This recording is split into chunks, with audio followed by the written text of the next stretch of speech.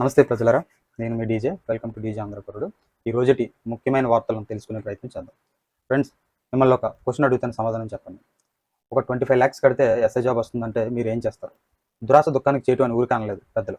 ఎందుకంటే ఇలానే ఒరిస్సాలో కొంతమంది, కరెక్ట్గా చెప్పాలంటే 114 మంది 3 బస్సులలో విజయనగరం పోలీసులకి అడ్డంగా దొరికిపోయారు. మన ఫస్ట్ ఎఫ్ఐఆర్ ప్రకారం చూసుకున్నట్లయితే ఒరిస్సాలో బెర్హాంపూర్ అని చెప్పేసి ఉంది. అక్కడ ఎస్పీ గారు ఉంటారు. ఆయన పేరు సర్వానా వివేక్ అని చెప్పేసి. వారు మన ఆంధ్రాకి చెందిన శ్రీకాకుళానికి చెందినటువంటి డిఎస్పీ గారికి, వివేకానంద గారికి తెలియజేస్తారు. ఇలా మీ ఆంధ్రాకి సంబంధించిన ఒక ఏరియాలోకి ఇలా 3 బస్సులు వస్తున్నాయని చెప్పేసి తెలియజేశారనమాట. ఇలా 3 బస్సుల నుండి 114 మంది విద్యార్థులు, 3 ఏజెంట్లు పలానా బస్సులో వస్తున్నారు అని చెప్పేసి వాళ్ళని పట్టుకోండి అని చెప్పేసి వీళ్ళకి తెలియజేయడం జరుగుతుంది. మన శ్రీకాకుళం డిఎస్పీ వివేకానంద గారు, సిఐలు, ఎస్పీ కలిసి వారిని పట్టుకుని అరెస్ట్ చేసి ఒరిస్సా పోలీసులకు అప్పగించడం జరిగింది. అసలు ఏం జరిగింది ఏంటి అనేది చూద్దాం. అయితే ఇక్కడ ఆదివారం 5, 6 తారీఖుల్లో మనకి ఆదివారం, సోమవారం 5, 6 తారీఖుల్లో ఎస్ఐ ఎగ్జామ్ జరగనుందనమాట. ఎక్కడ? ఒరిస్సాలో.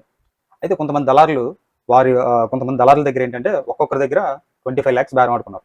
10 లక్షలు ముందు ఇచ్చేలాగా, ఒక 15 లక్షలు తర్వాత కట్టేలాగా అనమాట. అసలు వాళ్ళు ఆంధ్రాకి ఎందుకు వచ్చారు అని. అయితే వారికి ఆంధ్రాలో పేపర్ లీకేజ్ చేసి డైరెక్ట్గా ఎగ్జామ్ రాసేలాగా ప్రయత్నం చేశారనమాట. అంటే మన ఆంధ్రప్రదేశ్లో దాని ఏమంటే పేపర్ లీక్ చేసుకొని వాళ్ళకి ఇన్ఫర్మేషన్ ఇచ్చి డైరెక్ట్గా ఎగ్జామ్ రాయించేసేలాగా అనమాట. అయితే దీని మీద ఇంకా పూర్తి విచారణ జరగాల్సి ఉంది. ఇంకా ఫర్దర్ డీటెయిల్స్ అనేవి ఇంకా వస్తాయన్నమాట. ఓకే, వీళ్ళు త్వరగా, అంటే వీళ్ళు వెనకాల ఉన్నటువంటి బడాబాబులు ఎవరైతే ఉన్నారో, లేకపోతే ఏజెంట్లు ఎవరైతే ఉన్నారో వాళ్ళని పట్టుకోవాలని ఆశిద్దాం. కానీ ఈ సెంట్రల్, స్టేట్ ఎగ్జామ్కి సంబంధించి పేపర్ లీక్స్ పెరుగుతున్నాయి అనమాట.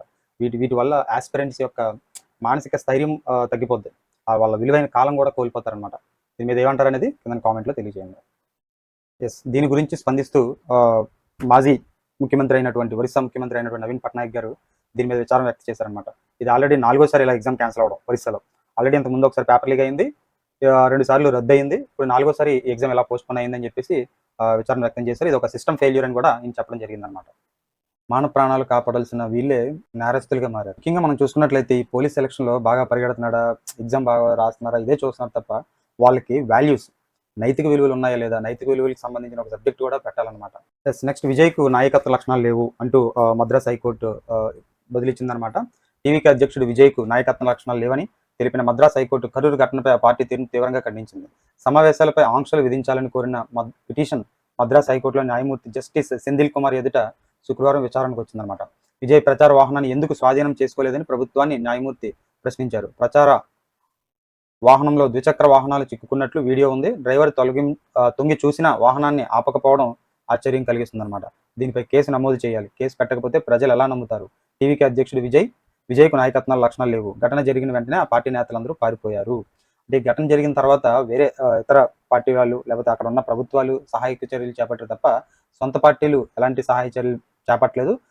ముఖ్యమైన వాళ్ళంతా కూడా అక్కడి నుంచి, ఈ టీవీకే పార్టీకి సంబంధించి అక్కడ వాళ్ళంతా కూడా వెళ్ళిపోయారు అని చెప్పేసి ఇక్కడ తమిళనాడు హైకోర్టులో చర్చ జరిగిందనమాట. నెక్స్ట్ వచ్చేసి శ్రీకాకుళం జిల్లా వజ్రపు కొత్తూరు మండలం శివరాంపురం గ్రామం జల దిగ్బంధంలో చిక్కుకోవడంతో తాడు సాయంతో ప్రమాదకర రాకపోకలు సాగిస్తున్న స్థానికులు అనమాట. అంటే మనకి వరద గుప్పెట్లో సిక్కోలు, ఉగ్రరూపం దాల్చిన వంశధార, నాగావళి నదులు, ముంపు బారిన తీర గ్రామాలు, మట్టి గోడల కూలి 3, విద్యుద్ఘాతంతో 1 మృతి. విశాఖలో ఎదురుగాలి బీభత్సం, ఉత్తరాంధ్రను వణికిస్తున్న తీవ్ర వాయుగుండం. ఈ వర్షాలకు సంబంధించి ఉత్తరాంధ్రలో చాలా ఎక్కువగా వర్షాలు పడడం జరిగింది. మొత్తం వరద ప్రవాహమై పారిందని చెప్పేసి చెప్పొచ్చు. నెక్స్ట్, విజయ్ రష్మికల నిశ్చితార్థం. నటుడు విజయ్ దేవరకొండ, నటి రష్మిక మందన పెళ్లిపెట్టలు ఎక్కనున్నట్లు తెలుస్తుంది. శుక్రవారం వీరి నిశ్చితార్థ వేడుకలు హైదరాబాద్లో విజయ్ స్వగృహంలో 2 కుటుంబాల పెద్దలు, అత్యంత సన్నిహితుల సమక్షంలో జరిగినట్లు సమాచారం. వచ్చే ఏడాది ఫిబ్రవరిలో వివాహానికి ముహూర్తం కుదిరినట్లు తెలుస్తుంది.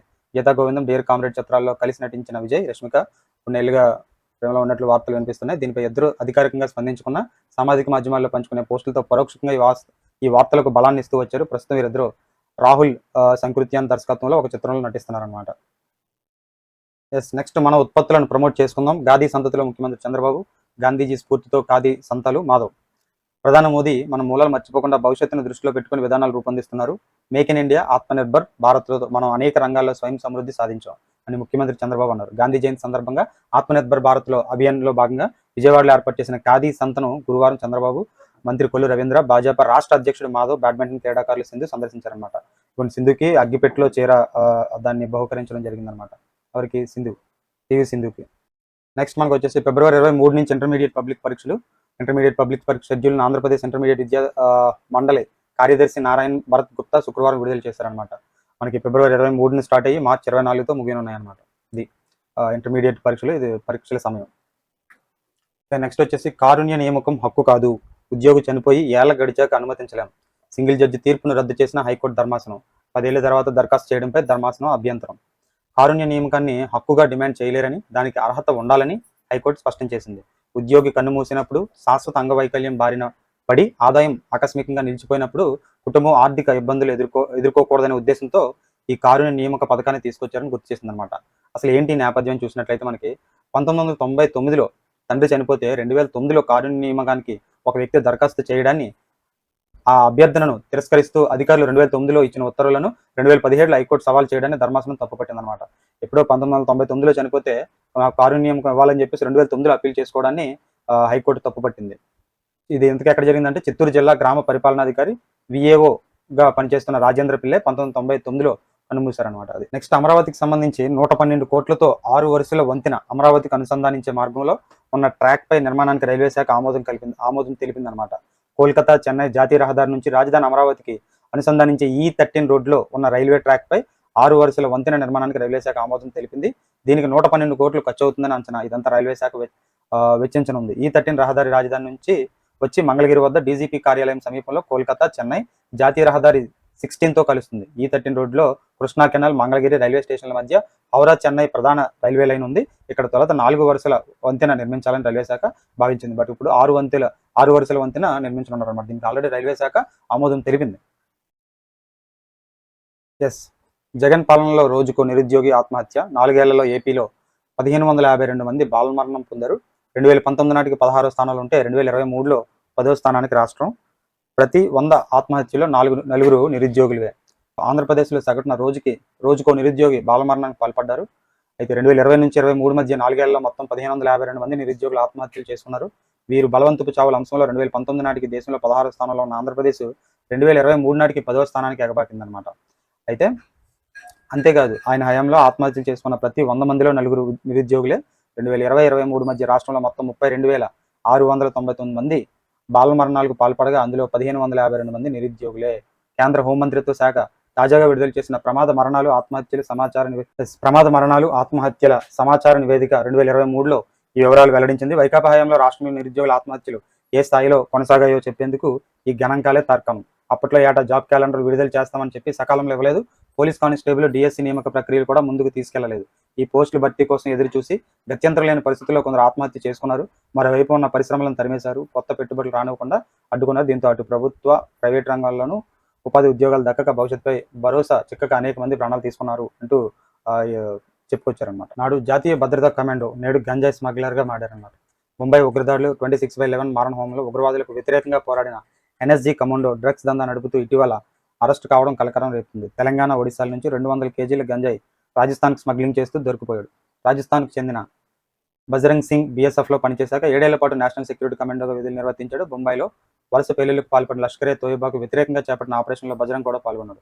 అయితే ఆ తర్వాత రాజకీయంగా పెరిగిన పరిచయాలతో అంతరాష్ట్ర స్మగ్లింగ్ నెట్వర్క్ నిర్మించుకొని భారీగా గంజాయి స్మగ్లింగ్ చేసేవాడని పోలీసులు వెల్లడించారు.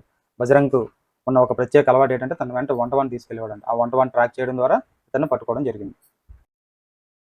నెక్స్ట్ వచ్చేసి మోదీ వివేకవంతుడైన నేత. రష్యా అధ్యక్షుడు పుతిన్ ప్రశంస. భారత్తో వాణిజ్య అసమతౌల్యాన్ని అధిగమించేందుకే ఆ దేశం నుంచి వ్యవసాయ ఉత్పత్తులు, ఔషధాలు కొనుగోలు చేస్తామని రష్యా అధ్యక్షుడు వ్లాదిమిర్ పుతిన్ పేర్కొన్నాడు. డిసెంబర్లో తన భారత్ పర్యటన గురించి ప్రస్తావిస్తూ, నా మిత్రుడు, నమ్మకస్తుడైన భాగస్వామి అయిన నరేంద్ర మోదీని కలిసేందుకు ఎంతో ఉత్సాహంగా ఉన్నాను అని పుతిన్ ప్లేనరీలో మాట్లాడుతూ అన్నారన్నమాట. భారత్లో మోదీ నేతృత్వంలోని జాతీయవాద ప్రభుత్వాన్ని ఆయన ప్రశంసించారు. మోదీ సమతుల్యత కలిగిన వివేకవంతుడైన నాయకుడు అని చెప్పారు. భారత్పై అమెరికా అధిక సుంకాలు విధించడంపై వ్యాఖ్యానిస్తూ భారత ప్రజలు బెదిరింపుల్ని సహించరని పేర్కొన్నాడు. అమెరికా ఉక్రెయిన్కు దీర్ఘశ్రేణి క్షిపణులు అందిస్తే మాస్కో, వాషింగ్టన్ల మధ్య సంబంధాలు దెబ్బతింటాయని రష్యా అధ్యక్షుడు తెలిపారు. ఈ క్షిపణులు అమెరికా ఉక్రెయిన్కు అందించినంత మాత్రాన యుద్ధరంగం పెద్దగా మార్పులు ఉంటాయనుకోవడం భ్రమేనన్నారు. రష్యాలో నల్ల సముద్ర ప్రాంతంలో సోచి రిసార్ట్లో అంతర్జాతీయ విదేశాంగ నిపుణుల సమావేశంలో పుతిన్ ప్రసంగించారు. అమెరికా ఉక్రెయిన్కు తమహక్ క్షిపణులు అందిస్తే అది ఉద్రిక్తులను మరింత పెంచుతుందని ఆయన అన్నారు. ఉక్రెయిన్ ఓడించలేకపోయిన రష్యా ఒక కాగితపు పులి అంటూ అమెరికా అధ్యక్షుడు ట్రంప్ చేసిన వ్యాఖ్యలపై మాట్లాడుతూ నాటో కూటమి యావత్ ఉక్రెయిన్కు అండగా ఉన్న విషయం మరవకూడదని పుతిన్ అన్నారు. మేము మొత్తం నాటో కూటమితో పోరాడుతున్నాం, అయినప్పటికీ ముందుకు సాగుతున్నామని పుతిన్ వెల్లడించారనమాట. మనకి రష్యా, ఉక్రెయిన్ ఉద్రిక్త పరిస్థితులు ఉన్నాయి కదా, దీనికి సంబంధించి ఆల్రెడీ మన ఈ రష్యా నుంచి భారత్ ముడి చమురు కొనుగోలు చేస్తుందని చెప్పేసి అమెరికా మన మీద వివిధ రకాల టారిఫ్లు వేయడం వచ్చింది ఇప్పటి వరకు కూడా. ఏంటి 100% ఫార్మా రంగంలో 100% పన్ను వేయడం కానీ, సినిమాల మీద అమెరికా వెలుపల ఏదైనా సినిమా నిర్ణయిస్తే 100% పన్ను వేస్తామని చెప్పేసి త్వరలో వేయనున్నారు. అలాగే మనకు ముఖ్యంగా చూసుకున్నట్లయితే H1B వీసా అండి. H1B వీసాలకు సంబంధించి $2,000 ఉండేది, దాన్ని $5,000 ఇప్పుడు $1,00,000 పెంచడం జరిగిందనమాట. ఇది అంటే అమెరికా ఎంత ఇబ్బంది పెడుతున్నా భారత్ అలా నిలబడింది అని చెప్పేసి చెప్పడం జరుగుతుందన్నమాట. భారతీయ సినిమాపై మక్కువ. భారతీయ సినిమాలు అంటే తనకెంతో ఇష్టమని పుతిన్ అన్నారు. ఈ సినిమాలకు రష్యాలో చాలా ఆదరణ ఉందని తెలిపారు. మాకు భారతీయ చలనచిత్రాలంటే చాలా ప్రేమ, అందుకే ఆ సినిమాలను రాత్రింబవళ్లు ప్రసారం చేసేందుకు ప్రత్యేకంగా ఒక టెలివిజన్ ఛానల్ను నిర్వహిస్తున్నాం. భారత్ వెలుపల ఇలా నిరంతరంగా ఆ దేశ సినిమాలు ప్రసారం చేస్తున్న ఏకైక దేశం బహుశా రష్యానే అని పుతిన్ తెలిపారు. ఈ రెండు దేశాల మధ్య రాజకీయ దౌత్య సంబంధాలు మాత్రమే కాక సాంస్కృతిక మానవీయ బంధం కూడా బలంగా ఉందని పేర్కొన్నారనమాట. అంటే మన భారత్కి సంబంధించి ఒక స్ట్రాంగ్ ఫ్రెండ్ ఎవరైనా ఉన్నారంటే రష్యానే చెప్పొచ్చు అనమాట. నెక్స్ట్ సాక్షికి వచ్చినట్లయితే యువశక్తికి బూస్ట్, యువత విద్య నైపుణ్యాభివృద్ధి ఊతమిచ్చేలా 62,000 కోట్లకు పైగా విలువైన కార్యక్రమాలు ప్రధాని మోదీ ఆవిష్కరించనున్నారు. అలాగే నో అంటే నరకమే అంటూ ట్రంప్, గాజాలో శాంతి కోసం తను చేసిన ప్రతిపాదన ఒప్పుకోకపోతే నరకం చూపిస్తామని హమాస్కు ట్రంప్ హెచ్చరించడం జరిగిందనమాట. నెక్స్ట్ భారత్తో వాణిజ్య బంధాన్ని మరింత బలోపేతం చేసుకోవడానికి కట్టుబడి ఉన్నట్లు రష్యా అధ్యక్షుడు పుతిన్ స్పష్టమైన సంకేతాలు ఇచ్చారు. నెక్స్ట్ అంటే 2 ఏళ్లలోపు చిన్నారులకు దగ్గు సిరప్లు ఉపయోగించొద్దని వైద్యులు, తల్లిదండ్రులు కేంద్ర ప్రభుత్వం హెచ్చరించిందనమాట. ఎందుకంటే ఈ దగ్గు సిరప్ వాడడం వల్ల లేటెస్ట్గా పిల్లలు చనిపోయారు. ఇది సురక్షితం అంటూ డాక్టర్ కూడా తాగే ప్రయత్నం చేయగా అతని పరిస్థితి కూడా విషమంగా మారిందనమాట. దానిలో భాగంగా ఈ హెచ్చరిక చేశారు.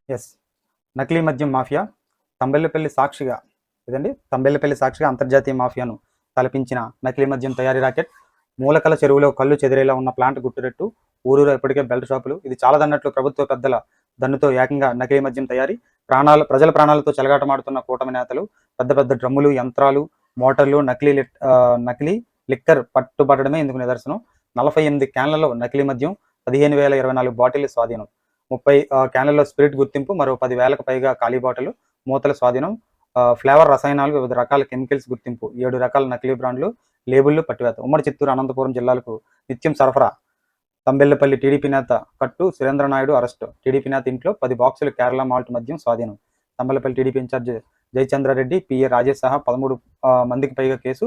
A1గా మంత్రి manager Janardhan Rao. Admiral brandy, Bengaluru brandy, Kerala malt whisky, royal lancer, Sumo మరికొన్ని బ్రాండ్లకు చెందిన లేబుళ్లను తయారు చేయించి నకిలీ మద్యం నింపిన బాటిల్ను అంటిస్తున్నారు. ఈ తతంగం పూర్తయ్యాక బాటిల్ను బాక్స్లో పెట్టి పాల వ్యాన్ల సరఫరా చేస్తున్నారు. ప్రతిరోజు వేల సంఖ్యలో నకిలీ మద్యం బాటిళ్లు మూలకల చెరువు ప్లాంట్ నుంచి తరలిపోతున్నాయి. ఏ బ్రాండ్తో నకిలీ మద్యం కావాలంటే ఆ బ్రాండ్ పేరుతో నకిలీ మద్యం తయారు చేసి పంపుతున్నారు. రంగు, వాసనలు ఎలాంటి తేడా లేకుండా అసలు మద్యాన్ని పోలి ఉండేలా నకిలీ తయారు చేయడానికి నిపుణులు నియమించుకున్నారు. ఇంత భారీ ఎత్తున టీడీపీ నియోజకవర్గం నేతలు కనుసన్నల్లో తయారవుతున్న ఈ నకిలీ మద్యాన్ని ఇప్పటిదాకా ఎంతమంది ఏ మోతాదులో తాగారో, వారి ఆరోగ్య పరిస్థితి ఏమిటో, ప్రజల ప్రాణాలతో కూటమి నేతలు చెలగాటమాడుతున్నారని చెప్పడానికి ఇంతకంటే నిదర్శనం మరొకటి అవసరమా అంటూ ఒక వార్త రావడం జరిగిందనమాట. A1గా జనార్దన్ రావు ఉన్నారు. చూడండి, లాస్ట్ గవర్నమెంట్ అధికారులు ఉన్నప్పుడు నకిలీ మద్యం అని ప్రచారం చేశారు. కానీ మళ్ళీ ఇదే ప్రభుత్వంలో ఇలాంటి ఘటనలు సంభవించడం అనేది కరెక్ట్ కాదనమాట. అదొక చరిత్ర. 2019 అక్టోబర్ 2వ తేదీన దేశమంతా ఏపీ వైపు చూసింది. ఒకేసారి ఏకంగా 134,000 శాశ్వత ప్రభుత్వ ఉద్యోగాల కల్పన, 11,158 గ్రామ, 3,786 వార్డు సచివాలయాల ఏర్పాటు, సచివాలయ వ్యవస్థతో ప్రజలకున్న ఊళ్ళలోనే ప్రభుత్వ సేవలు, ప్రతి 50-100 ఇళ్లకు ఒక వాలంటీర్ ద్వారా ఇంటి వద్దకే పథకాలు, కేవలం 6 నెలల్లోనే రాష్ట్ర రూపురేఖలు మార్చేలా విప్లవాత్మక నిర్ణయాలు తీసుకున్నారు. గత వైఎస్ జగన్ ప్రభుత్వంలో ఆర్టీసీ విలీనం సహా 6 లక్షలకు పైగా ఉద్యోగాలు కల్పించారు. చంద్రబాబు కూటమి ప్రభుత్వం వచ్చి 16 నెలలు అవుతున్న హామీలకు దిక్కులేదు. అరాకొర డిఎస్సి నియామకాలు, పరీక్ష నిర్వహణలో అధ్యంతరం అవకతవకలే అని అంటున్నారు. ఏ అవకతవకలు జరిగినాయి అనేది కూడా చెప్తే బాగుంటుంది. హామీ మేరకు 20 లక్షల ఉద్యోగాలు లేవు, కనీసం మృతి కూడా కరువే. కానిస్టేబుల్ ఉద్యోగాలకు నోటిఫికేషన్, పరీక్షలు పూర్తి చేసింది గత ప్రభుత్వమే. ఫిలిమ్స్ పరీక్ష పూర్తి చేస్తే మొత్తం పరీక్ష పూర్తి చేసినట్లే.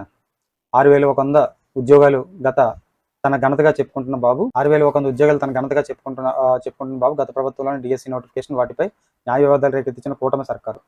అప్పట్లోనే ముందుకొచ్చిన NTPC, green hydrogen, Reliance CGC, ReNew, Shirdi Sai తదితర సంస్థలు ఆ యూనిట్లు ప్రారంభం కాకుండానే 3.48 లక్షల ఉద్యోగాలు ఇచ్చేసినట్లు బాబు ప్రకటన. జాబ్ మేళా, రుణ రికవరీ, డెలివరీ బాయ్స్ ఉద్యోగాలు కూడా బాబు ఘనతేనట. చూశారు కదా, బాటిల్ మీద సీలు వేసే యంత్రం, నకిలీ మద్యం బాటిల్ మూతలో పట్టుబడినటువంటి కూలీలు అనమాట.